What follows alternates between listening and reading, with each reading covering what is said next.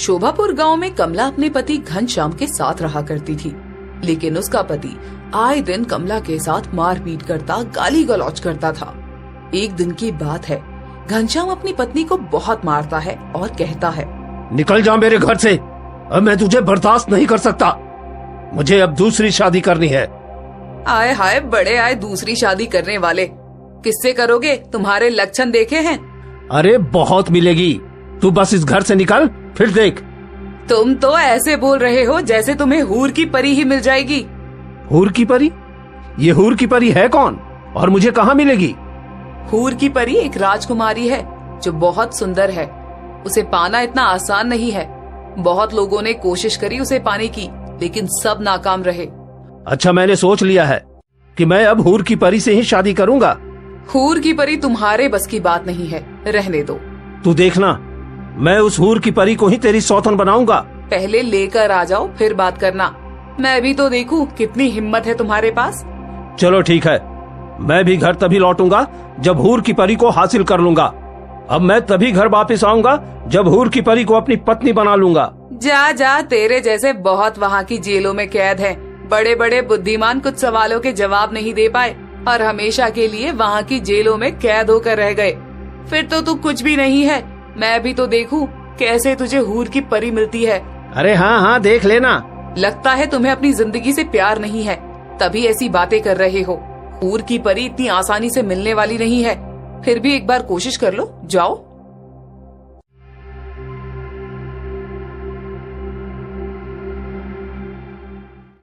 घनश्याम हूर की परी की तलाश में घर से निकल पड़ता है और कई दिनों तक चलने के बाद वो उस जगह पर पहुंच जाता है। कौन हो तुम और कहाँ बढ़े जा रहे हो? मेरा नाम घनश्याम है, मैं बड़ी दूर से आया हूँ। मुझे हूर की परी से विवाह करना है।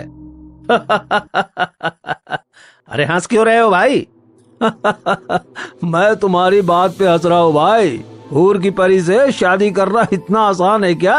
अरे जानते भी हो हूर की परी को पाने के लिए कितने कठिन रास्ते से गुजरना पड़ता है। अच्छा, वो कठिन रास्ता क्या है, मुझे बताइए। देखो, कठिन रास्ता कठिन 3 सवालों से होकर गुजरता है।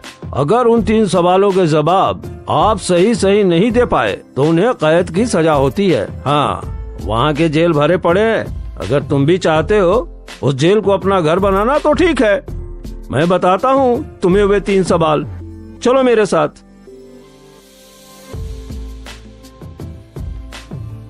घनश्याम दरबारी के पीछे पीछे जाता है और रेत के ढेर के सामने रुक जाता है। ये है तुम्हारा पहला सवाल। पर ये तो रेत का ढेर है। हाँ, पर इस रेत में से तुम्हें सारे सफेद कंकड़ अलग करना है। ये तुम्हारी पहली परीक्षा है। और दूसरी, आओ मेरे साथ, बताता हूँ, चलो। दरबारी घनश्याम को और आगे ले जाता है। ये है तुम्हारा दूसरा सवाल। ये तो कुआं है, इस कुएं में मुझे क्या करना होगा? हाँ, ये कुआं है, इसमें से तुम्हें पानी निकालना है। बस इतनी सी बात। इस कुएं से पानी निकालना इतना भी आसान नहीं है भाई, जितना तुम समझ रहे हो। इस कुएं से पानी हूर की परी राजकुमारी के नाम से ही निकलेगा। तुम बिना कोई हलचल किए अगर इस कुएं से पानी आसानी से निकाल लेते हो तो समझो तुमने दूसरा सवाल हल कर लिया। और तीसरी परीक्षा कौन सी है? अभी ये 2 सवाल पूरे करो, उसके बाद तुम्हें तीसरा बता दिया जाएगा। ठीक है? घनश्याम के लिए उन 2 सवालों को करना आसान नहीं था। वो सोच में पड़ जाता है कि मैं ये 2 सवाल कैसे करूँगा। घनश्याम रेत के ढेर के पास आता है, लेकिन रेत से कंकड़ अलग नहीं कर पाता। तुमसे मैंने कहा था ना, हाँ, कि तुम नहीं कर पाओगे। अब चलो यहाँ से। नहीं, मुझे कैद मत करो, मुझे छोड़ दो। दरबारी घनश्याम की एक नहीं सुनते और उसे जेल में डाल देते हैं। काफी समय बीत जाता है, लेकिन कोई भी उस सवाल को हल नहीं कर पाता। काफी समय बीत चुका है इनको गए, क्या पता ये जीवित भी हैं कि नहीं। माँ, पिताजी, मुझे इजाजत दीजिए, मैं अपने पति को ढूंढना चाहती हूँ। बेटी, तू कहाँ जाएगी उसे ढूंढने? हाँ हाँ पुत्री, उसे आना होगा तो आ जाएगा। हम तुझे भेजकर तुझे भी परेशानी में नहीं डालना चाहते हैं। माँ पिताजी, मैं अकेले घर का कैसे गुजारा करूंगी? घर में वही थे एक कमाने वाले, अब घर का सारा राशन पानी भी खत्म होने को आया है। उन्हें आप ढूंढ कर लाइए या मुझे जाने दीजिए। बेटी, इस उम्र में हम कहाँ दर दर भटकेंगे। एक काम कर, तू ही चली जा, अपना ख्याल रखना।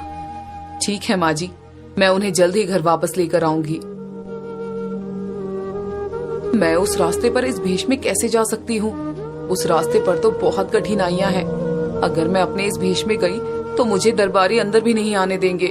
वहाँ जाने के लिए मुझे मर्दाना भेष बनाना होगा, तभी कुछ हो सकता है। कमला मर्दाना भेष बनाकर घर से निकल जाती है। चलते चलते वो एक जंगल से गुजरती है। तभी उसकी नजर एक महात्मा पर पड़ती है जो तपस्या कर रहे होते हैं, लेकिन उन्हें बड़ी जोरों की प्यास लगने लगती है। पानी, कोई मुझे पानी पिला दो। पानी, कोई मुझे पानी पिला दो।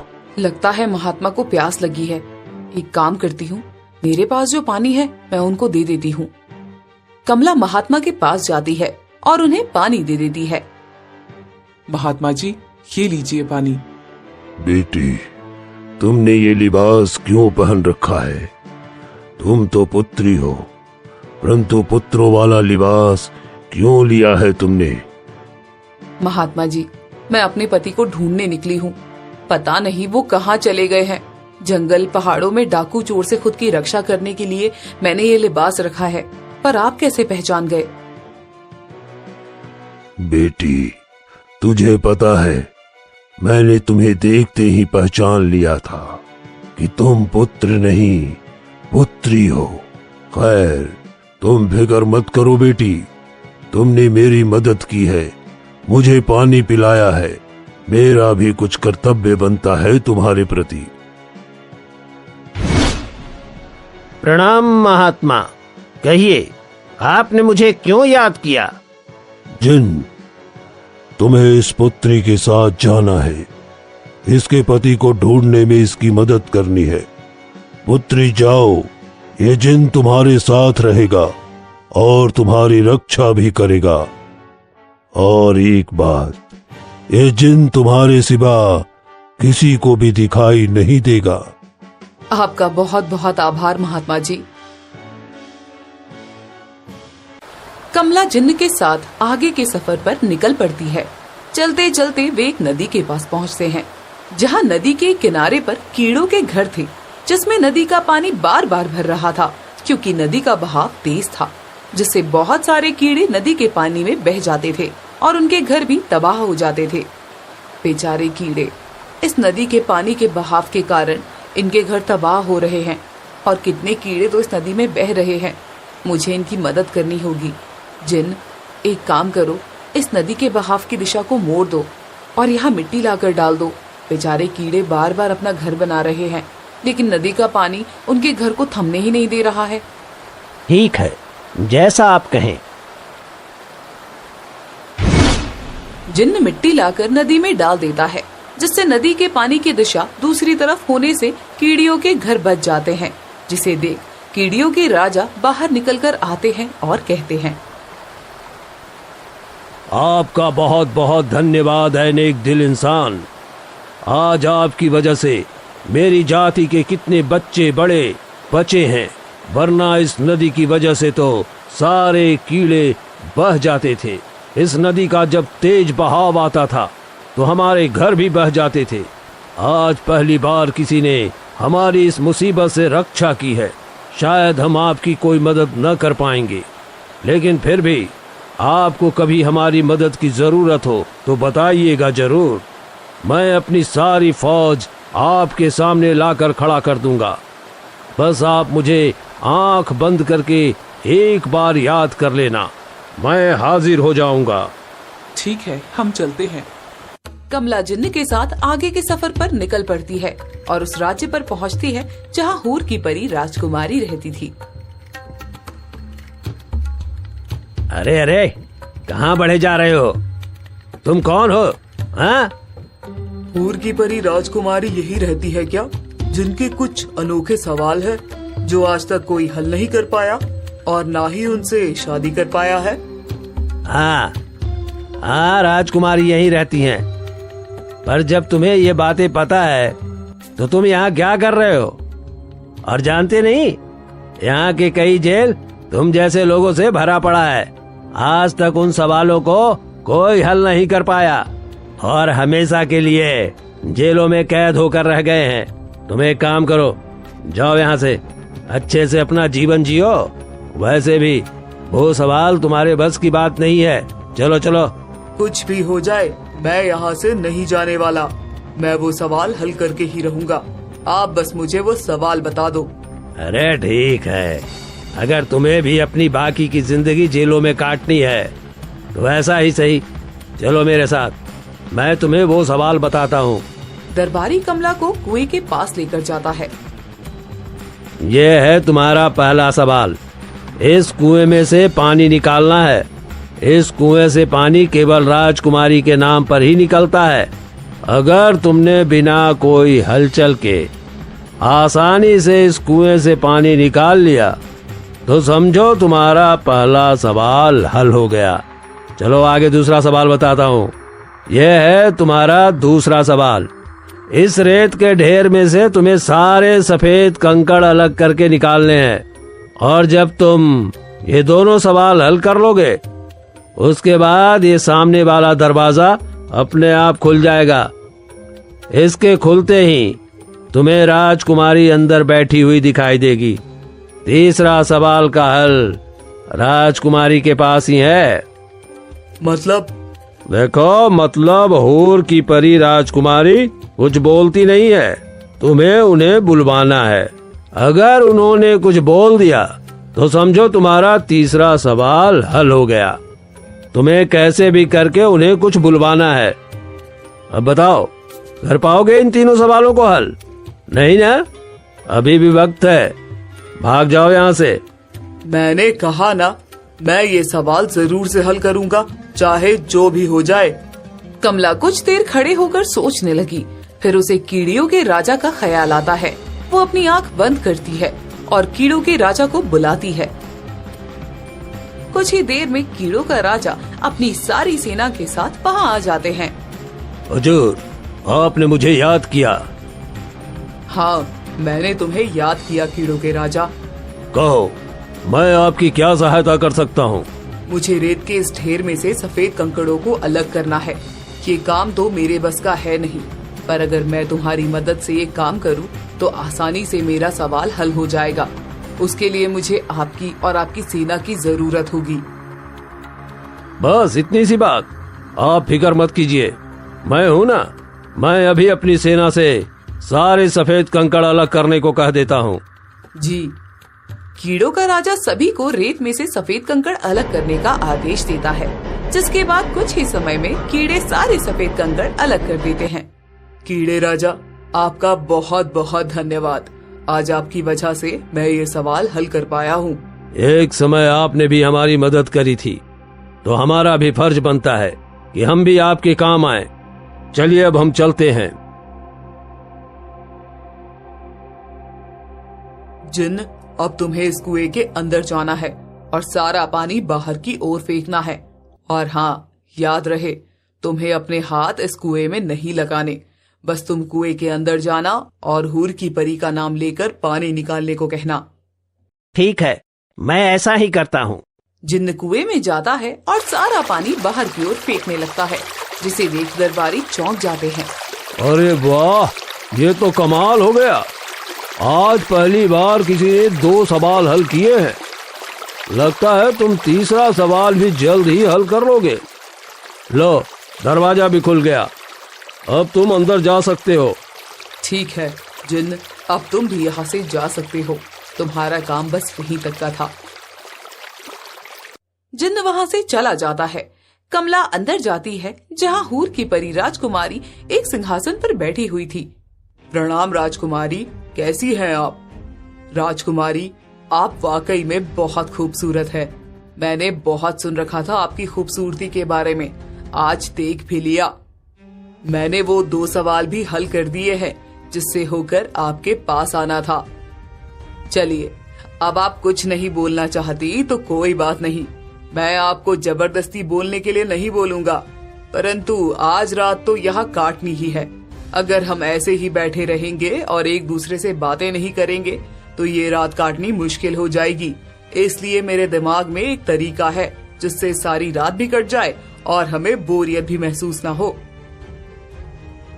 चलिए, मैं आपको एक कहानी सुनाता हूँ जिसे सुन के आपको अच्छा लगेगा। एक बार की बात है, एक बहुत ही खूबसूरत राजकुमारी थी जिसे कोई भी राजकुमार पसंद नहीं आता था। दूर दूर से कई राजकुमार उसके पास विवाह का प्रस्ताव लेकर आते, लेकिन राजकुमारी को कोई भी राजकुमार पसंद नहीं आता था।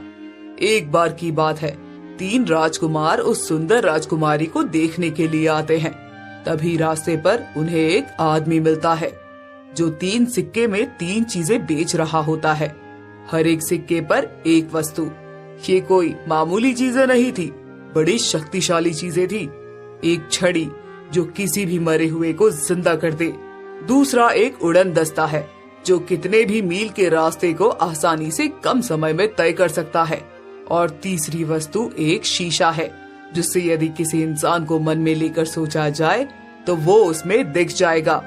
उसमें ये भी दिख जाएगा कि वो इंसान आखिर इस वक्त कहाँ है और क्या कर रहा है। तीनों ने सोचा, वाह, ये तो वाकई बहुत काम की चीजें हैं। वे तीनों उन वस्तुओं को खरीद लेते हैं। तभी एक राजकुमार कहता है कि क्यों ना हम इस शीशे में देखें कि राजकुमारी कितनी सुंदर है और अभी क्या कर रही है। दोनों राजकुमार ने कहा ठीक है। वे तीनों उस शीशे में जब राजकुमारी को याद करके देखते हैं तो पाते हैं कि राजकुमारी मर चुकी थी। दूसरे राजकुमार ने कहा, अरे ये तो मर चुकी है, अब क्या। तभी तीसरा राजकुमार कहता है, फिक्र मत करो, अभी हमारे पास एक छड़ी है जो मुर्दे में भी जान डाल देगी। उसकी बातें सुन पहला राजकुमार भी बोल पड़ता है, मगर राजकुमारी की तो अंतिम संस्कार की तैयारियां भी चल रही है। रास्ता बहुत लंबा है, जब तक हम वहां पहुंचेंगे तब तक तो शायद बहुत देर भी हो सकती है। तभी दूसरा राजकुमार कहता है, अरे हमारे पास तो उड़न दस्ता भी है, तो हम इससे जल्दी से पहुंच जाएंगे। तीनों उस उड़न दस्ते पर बैठकर राजकुमारी के पास पहुंच जाते हैं। उसके बाद एक राजकुमार अपनी छड़ी राजकुमारी के पैरों में घुमाते हुए सिर की ओर ले जाता है, जिससे वो जीवित हो जाती है। और अब जब राजकुमारी जीवित होती है तो वो कहती है कि मैं उसी के साथ शादी करूंगी जिसने मुझे जीवित किया है।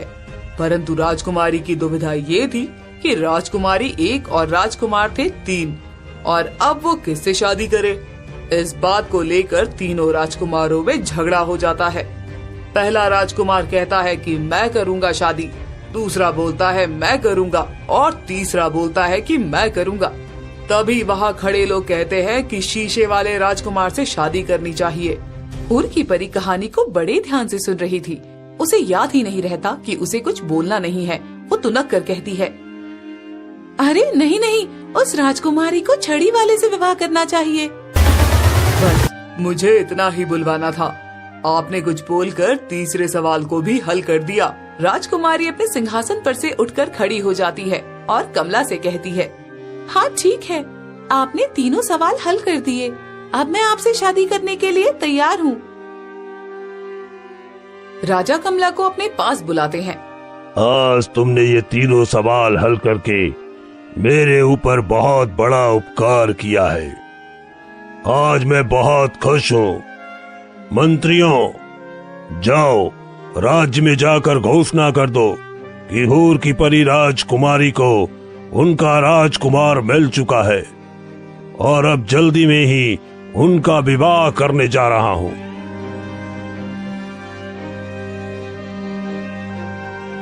मंत्री सारे राज्य को सूचित करता है, बेटा, बड़े दिनों बाद इस राज्य में खुशियाँ आई है और सारा राज्य खुश है। पर ऐसा क्यों? मैं बताती हूँ। मुझे एक श्राप था जो कि एक महात्मा ने दिया था, तभी से ये राज्य वीरान पड़ा है। यहाँ खाने पीने के भी लाले पड़े थे, लेकिन उन सवालों को हल करने के बाद सब सही हो गया है। पर ऐसा क्यों? किस महात्मा ने दिया आपको श्राप और क्यों? एक बार जंगल में शिकार करते वक्त मुझसे एक मासूम सी लड़की की हत्या हो गई थी, जिसका विवाह कुछ दिन पहले हुआ था। उसको इस हालत में देख उसका पति भी वियोग से मर गया, जिसके बाद उस लड़की के पिता ने मुझे श्राप दे दिया कि मेरा विवाह इतनी आसानी से नहीं हो पाएगा, और सारे राज्य को भी भुखमरी का श्राप दिया। इस कारण आज इस राज्य की ऐसी स्थिति है। हाँ, महात्मा ने कहा था अगर कोई इन सवालों को आसानी से हल कर लेता है तो इस राज्य पर छाया हुआ संकट जल्द ही टल जाएगा और सभी पहले की तरह हो जाएंगे। अच्छा। मंत्री, जाओ और जेलों में जितने भी कैदी कैद हैं उन्हें रिहा कर दो। अब सारे सवाल तो हल हो चुके हैं।